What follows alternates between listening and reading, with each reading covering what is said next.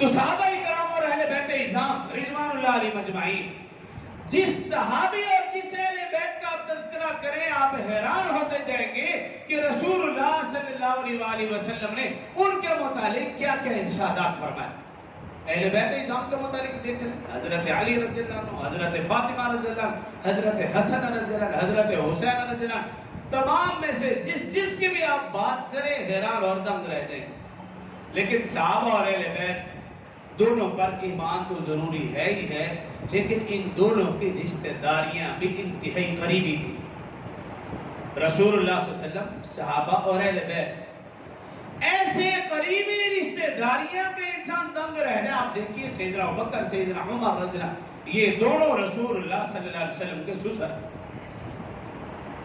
سیدنا عثمان اور سیدنا علی رضی اللہ عنہ یہ دونوں رسول اللہ صلی اللہ علیہ وسلم کے داماد۔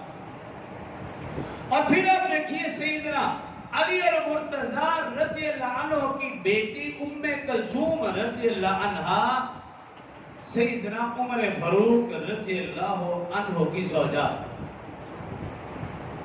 سیدنا علی رضی اللہ عنہ سسر ہوئے اور سیدنا عمر رضی اللہ عنہ حضرت علی کے داماد ہوئے۔ اتنا قریبی رشتہ، اور ان کی محبت آپ دیکھ لیجئے۔ حضرت علی اور مرتضی رضی اللہ عنہ نے حضرت فاطمہ رضی اللہ عنہ کے بعد اور کئی شادیاں کی۔ بعض روایت میں لکھا ہے کہ 8 شادیاں تھی، بعض میں لکھا 9 شادیاں تھی، یہ کے بعد دیگرے، ایک وقت میں تو 4 ہو سکتی، یہ کے بعد دیگرے۔ ان میں 18 بچے سیدنا علی اور مرتضی رضی اللہ عنہ کے۔ اور اب کتابوں میں تو عام طور پر یہی بچے پڑھیں گے نا کہ حسن اور حسین اور محسن جو بچپن میں فوت ہو گئے، اور حضرت زینب رضی اللہ عنہ، حضرت ام کلثوم انہی کے نام پڑھیں گے۔ لیکن روایات میں لکھا کہ حضرت علی اور مرتضی رضی اللہ عنہ کے بچے جو دیگر ازواج سے ہوئے ان کے نام ابو بکر، عمر، عثمان، اور یہ بات روافض کی معتبر کتابوں میں بھی درج ہے، صرف ہماری کتابوں میں نہیں، ان کی کتابوں میں بھی درج ہے کہ حضرت علی اور مرتضی رضی اللہ عنہ کے دیگر بچوں کے نام کیا ہیں۔ صرف یہی نہیں، آپ حضرت حسن رضی اللہ عنہ کے بیٹوں کے آپ نام پڑھیں دنگ رہ جائیں گے، ان کے بچوں کے نام بھی ابو بکر، عمر، عثمان رضی اللہ عنہ۔